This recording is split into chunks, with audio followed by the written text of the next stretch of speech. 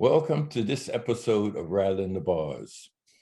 It's recently been reported in newspaper articles that Louisiana state has the highest death rate of incarcerated prisoners in the United States.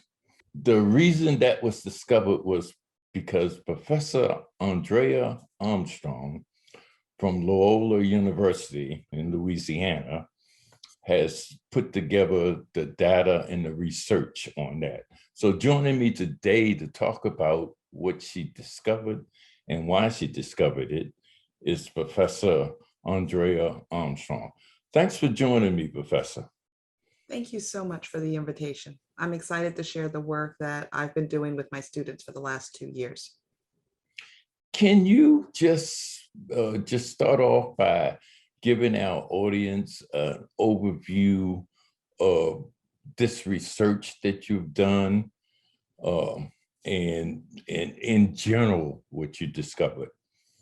Yeah, so a couple of years ago, I've been working in the space around incarceration for almost a decade now. And I was following deaths that were happening at specific jails in Louisiana. And I went looking for a list of people who had died behind bars so I could understand whether these jails were outliers, were they different? And there wasn't a list. No one had a list. And so what I started doing with my students is we filed public records requests on 132 different facilities in the state of Louisiana. That's 8 state-managed prisons, several private facilities, federal detention facilities, as well as local jails. And we collected death records for the periods 2015 to 2019, so a 5-year period. And what we found is 786 people died behind bars during that 5-year period, and not one of them had been sentenced to death. I also see that your data showed that there was a disparity between the amount of people of color in the state of Louisiana and the amount of deaths occurring in the jails and the prisons. Can you talk about that for a minute? Sure. So in Louisiana, Black people are about 1/3 of the state population. They also tend to be concentrated around certain urban areas. But what we know about our prison population in particular is that it is 2/3 African American. And so African Americans are already disproportionately impacted by incarceration relative to their share in the general population.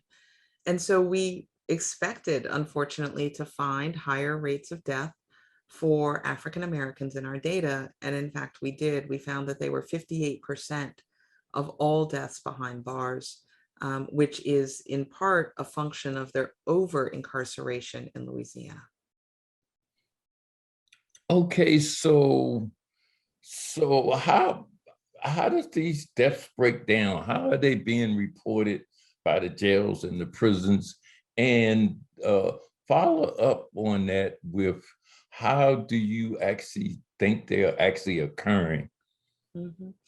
Well, the first thing and the big takeaway that I hope people, think about and then ask their elected politicians about is that there is no single authority in the state of Louisiana who collects these deaths. So the prisons report online once a year at a very high level. They'll just report the number of people who died in state prisons, but it doesn't allow for a breakdown to understand the disparities that we just talked about in terms of race or disparities in terms of age or gender. And so, this data didn't exist before. Moreover, for all of the individual jails, they don't have to report this information to anybody except for the coroner, right? So, getting this data together was a huge project that I could not have done without the 47 law students. That being said, of the 786, we found that the majority were deaths related to medical illnesses. And the leading causes in Louisiana were heart disease and cancer. One interesting thing that we found about these medical related deaths is that only 50% of these deaths were due to a pre-existing condition, meaning that when the person entered the prison or the jail, that they had that condition already. It had already been diagnosed in the free world. But what we found in this was really incredible, because if only 50% are diagnosed before incarceration, what that means is the other 50% were diagnosed and treated exclusively by the healthcare system behind bars. So it certainly raises questions about access, service, and delivery of healthcare behind bars for people who are physically prevented from seeking their own healthcare. Okay, and as I was reading this article about you, in fact, I noticed that there are other people around the country that's kind of interested in this same area and are starting to look at it. Are you in communications with other people and groups around the country? And can you share a little bit about what they might be doing also? Well, I'm really fortunate. I work with a really strong community here in New Orleans, a community throughout Louisiana, as well as a national community of people who are concerned about what happens behind bars and conditions of incarceration. So the only data point, or the only collector of this information nationwide, is the US Department of Justice. But they often release the data 2-3 years after it's collected. And they also don't allow for these types of comparisons and analysis around race, the types of medical illnesses, et cetera. And so what's happened is that individuals across the US are trying to figure this out for themselves. In California, the UCLA COVID Behind Bars project has been collecting data about COVID-related deaths in both prisons and jails. Reuters has done a study of the 10 largest jails in every single state, looking at death rates in those particular jurisdictions. And then what's happened as a result of this article is that I'm now in touch with advocates in 9 different states about how they can build their own database like ours, so that they can look at facilities specifically, which facilities are hotspots, which ones are not, what's going wrong in the different facilities where there are high numbers of deaths. Okay, well, and there's a broad network of people across the country that's saying like prisons and jails just need to be abolished, and that the push and the drive should be toward just abolishing them, because reforms in some cases are used against prisoners, like building mental health jail facilities, where they would house people that might have episodes of some sort that could be used detrimentally. Why do you feel pushing for reforms is important at this point? Well, I think that the long-term vision is the same. I want a safe and secure society to live in my community. But I also work very closely with people who are incarcerated, and I follow their lead in many of my research projects. And what I hear is also that what happens today matters.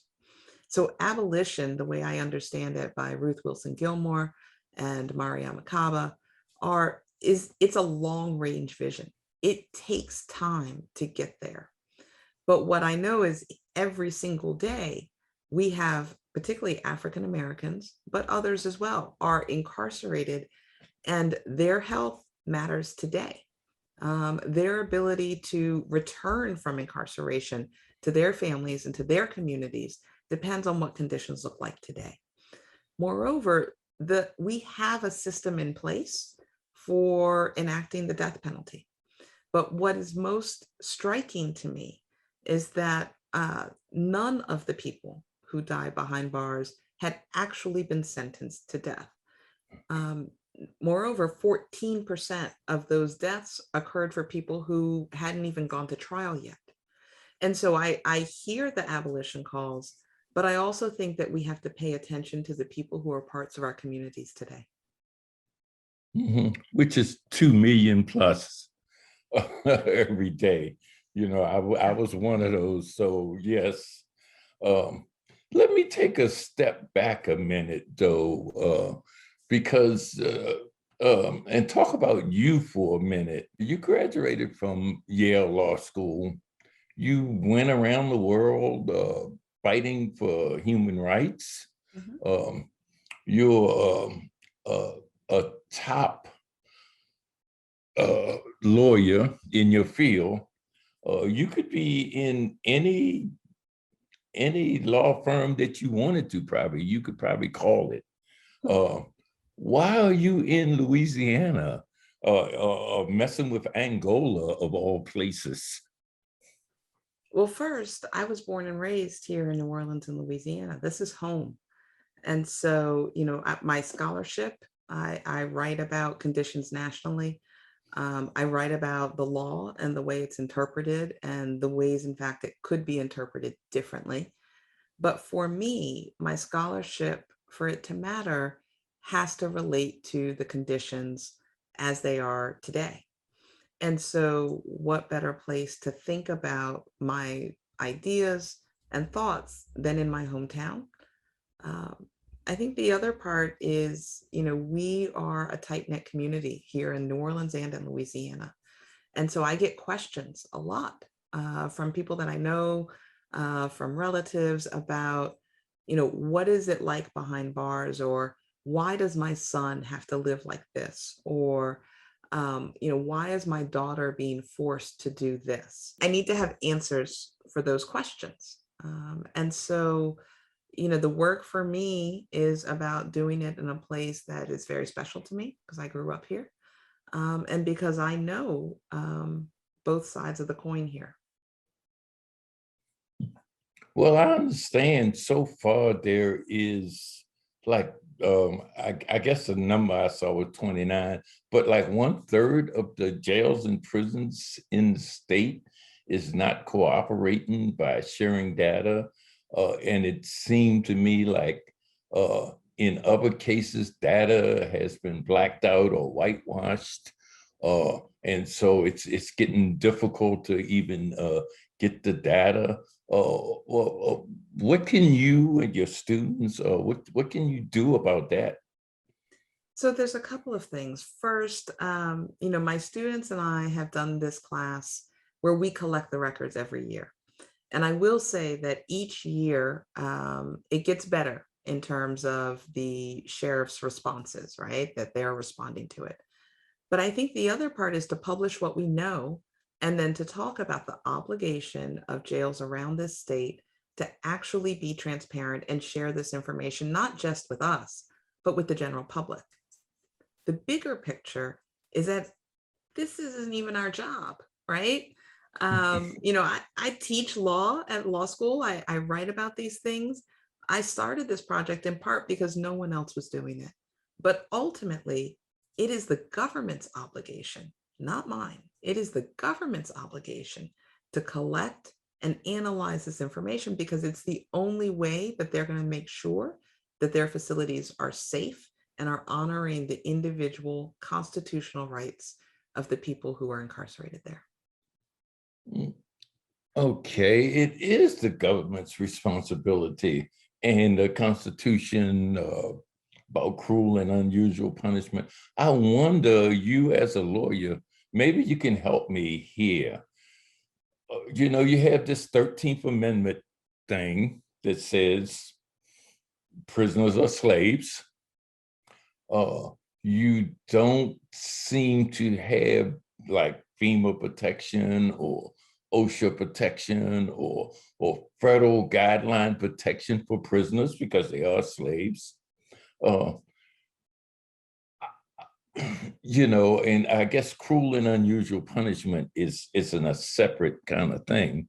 Um, how do you reconcile the slavery part with the slavery part is part of the Constitution, And yet the government agencies are part of the government, and they don't look out for the slaves.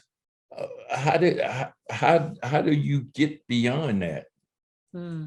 Maybe my question is confusing, but I'm confused about this. I mean, if you're a slave and the government is not responsible for you, how do you hold the government accountable? Mhm. Well, there's a couple of different things. So first, on the 13th Amendment, I've worked a lot on labor issues, as you know. In some facilities here in Louisiana, we still have people picking cotton by hand for Mm. 2 cents an hour. And so, I've traced the history of Angola. I've looked at the 13th Amendment. My interpretation, and I think the better interpretation, is that slavery is prohibited everywhere, but that involuntary servitude is allowed for people who are incarcerated. That's how I interpret the 13th Amendment. And so, but even then, there is nothing in a requirement of involuntary servitude that requires the work to be without a choice, to have it not be paid, to have it be unprotected by labor laws that would govern the same work if it was conducted outside of the prison. And it's also unrelated to the development of individuals as they learn and grow and possibly return home for their future employment. And all of those different categories I mentioned are actually not a product of the 13th Amendment. They are a product of judges and statutory laws passed by state legislators and by Congress. And those things are things that we can either seek new legislation, which repeals those old laws, or we could seek affirmative legislation. And so there's nothing stopping us from pushing for a law like they did in Allegheny County in Pennsylvania that would require a minimum wage to be paid for people who are working behind bars. That's not dictated by the 13th Amendment. Instead, it's dictated by our actual choices. And if we want better choices, then that means electing people who adhere to those values. Okay, well, let's look at one other thing. The amount of deaths in the prison system across the country, and certainly obviously in Louisiana, is very high. And yet the protests, the George Floyd kind of outrage seem to be almost non-existent.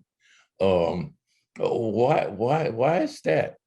I mean, there's certainly families and mothers and sisters and brothers and cousins has been impacted by this stuff in the hundreds.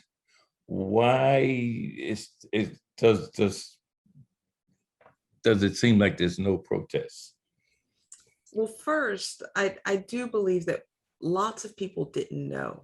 So when I first started publishing this data, so I published it in little bits over the last 2 years, I was contacted by people in Lafayette, for example, which is an area of Louisiana, who said, we had no idea 7 people had died in our jail in the last 5 years.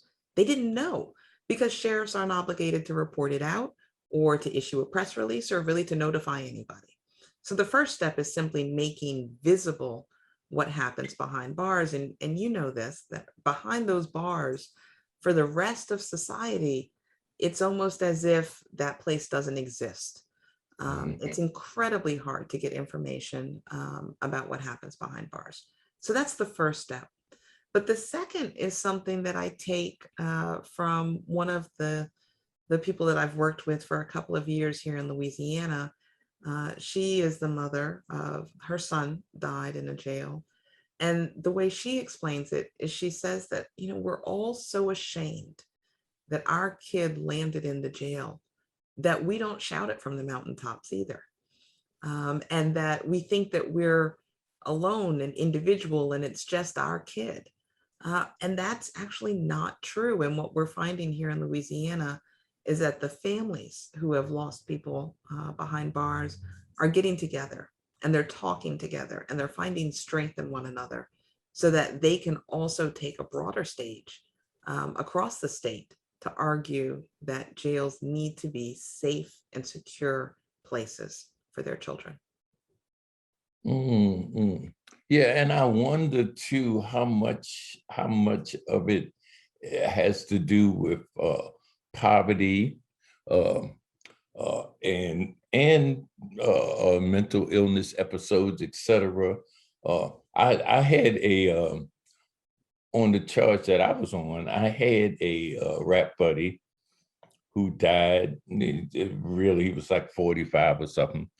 So he died very young, bad heart, or at least the way they treated him created a bad heart.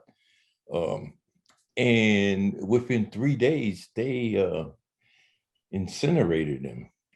His family was from New York. They didn't have time to even get down to claim the body because of the poverty.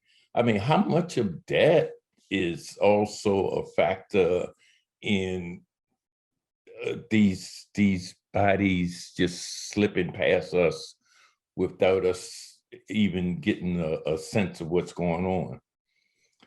I think you're right. We know that we disproportionately incarcerate the poor in our prisons and jails. We know this, right? The New Orleans jail, 80% of them are represented by the public defender, meaning they don't have the resources to hire their own lawyers. And so we know that the people within our jails and prisons are overwhelmingly people without a lot of economic or financial power. And it stands to reason that their families are also with lesser means. I think part of this is also about how jails talk to families. So some families don't even receive a notification from the jail until several days after the death. Several families that I've worked with, the way that they found out that their child died is because somebody else on the tier called them and told them. This is before the jail ever told them. And so there's a couple of different things that are happening, and certainly the lack of financial resources makes it harder for families, but it shouldn't be their burden to bear, right? Again, the responsibility and the obligation falls on the government. And we have a right to expect competent, efficient, and effective services from our government. These are institutions, the same way we have schools, the same way we have state hospitals. All of those have public oversight. All of them have to report on how they operate, the well-being of the people in their care. And we don't have those same types of oversight and accountability for prisons and jails in Louisiana, and very few states, very few states have that type of oversight and accountability in place. Yes, and it's our taxpayers, and now I'm a taxpayer, so it's our money. We're paying for this treatment, or we're paying for this mistreatment, as it were. What can other people... Didn't mean to interrupt you. Oh, no, go ahead. Well, I was going to say, it's not just the mistreatment that we're paying for, it's actually more expensive, right? Okay. So there's the mistreatment, right? So it's our tax dollars that are paying for a place in which people die at significantly higher rates when we think about, in particular, suicide and drug overdoses.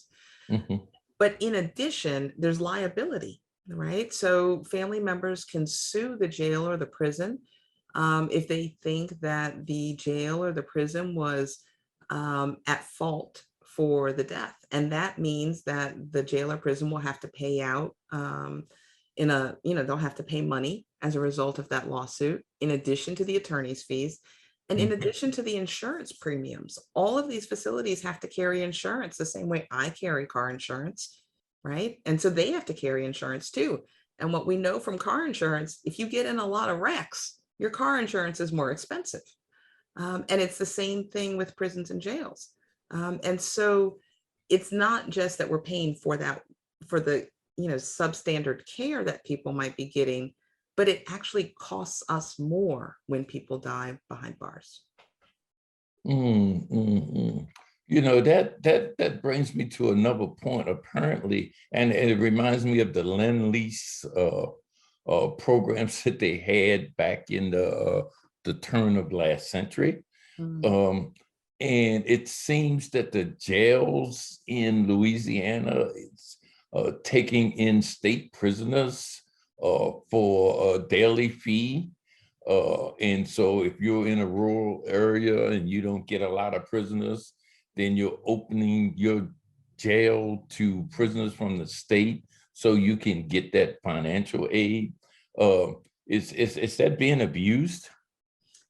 Well, I'll say Louisiana is relatively unique in this. Kentucky does it a little bit, and California has moved in this direction. But this is the result of a 1971 lawsuit around prison conditions. And the deal that was struck was that we would have state prisons, but then half of the state prison population, so approximately 15,000 people, would be housed in local jails. And you know this as well, jails have fewer services, they have less robust medical and mental health care. They can sometimes be farther from the family than even the prison would be. And so we have populations which are coming from southern Louisiana in particular. So from the New Orleans area or the greater New Orleans area, from Baton Rouge. And then they're being housed in these northern jails, northern Louisiana jails. And the sheriffs in those parishes will get a per diem. They'll get, right now it's about $26.39 a day per person that they house for the state. And so this creates financial incentives as well.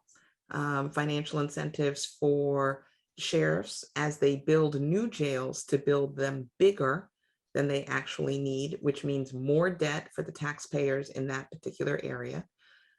Just in the hopes that they can create a separate and independent revenue stream through housing people on behalf of the state. Mm, mm, mm, mm. There were, So, oh, sorry. yes, go ahead. So there were some reform measures that were adopted in 2017 that were designed to reduce the total number of people incarcerated. And one of the sheriffs really prominently, I believe it was on TV, said, well, they're taking all my good inmates away, right? These are the ones who maintain the car, and they do electrical and plumbing, and they do all types of work for the sheriff, sometimes skilled work that the sheriff would otherwise have to pay for. And so there are accounts of people with particular skills being sent to one facility, but then a sheriff in another area will need an electrician or a plumber. They'll make a phone call.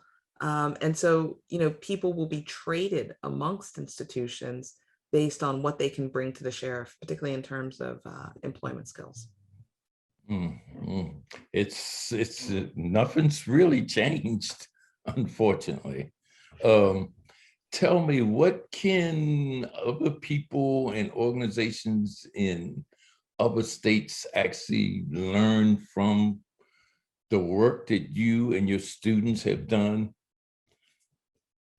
So first is to ask questions. So my students file something that's called public records requests. Every single state has a state law that allows residents in that state to write to an agency and ask for information. And if there is information that that agency created, and there's always exclusions, right? But you can write a letter to your Department of Corrections or your local sheriff and say, I want to know how many people have died in this jail, and you can request those records. And so that's what my students do, is filing those public records requests, but you don't have to be a lawyer to do that. Second, I think it's really important that we ask questions of the leaders of these jails and prisons and ask them for information about what conditions are like behind bars. And that means real information, right? So what types of medical services are provided? What type of copay is required for people who were incarcerated in order to get health care? What's visitation like at that facility? How much food is provided to people behind bars? These are all public institutions. And in some cases, the leaders of those institutions are elected officials, which means that the power of the vote is important. And it's something that people can use in order to create change in their local communities. Okay, so you get a final word here. So any final thought that you want to share with the audience? I think one of the most striking things for me is looking at these deaths that we found. There were a significant number of suicides that happened in solitary confinement. Solitary confinement is supposed to be the most observed place. It is supposed to be the place where guards are close by so they can make sure that no harm occurs, where medical and mental health staff are supposed to periodically make checks. And so, you know, all of the deaths are sad because families lost someone, our communities lost someone, a member when they died behind bars. But I think some of the most egregious deaths are the deaths that we saw happening in solitary confinement in Louisiana jails primarily, not in prisons. Okay, thank you for joining me, Professor. Thank you This for has having been me. enlightening. It's been really enjoyable to share the research. And last, we have a website that's www.incarcerationtransparency.org, where you can look at the Louisiana data, and we'll be launching a new section in a couple of weeks, which is going to focus on some of the lives of the people that we lost behind bars.